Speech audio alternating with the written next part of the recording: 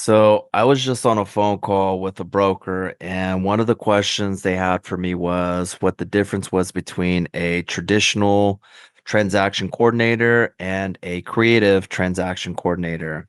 But after speaking to them for a few minutes, what I ended up realizing was they were really trying to figure out why there was a pay difference between the two.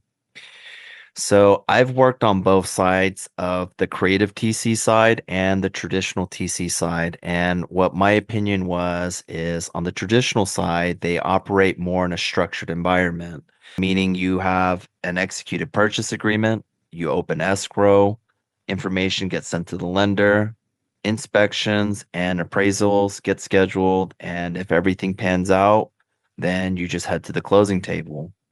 But because those processes are very consistent, traditional TCs can build repeatable systems which allow them to manage a high volume of files.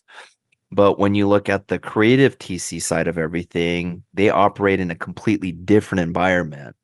So there's still a process, there's still checklists that you can go by.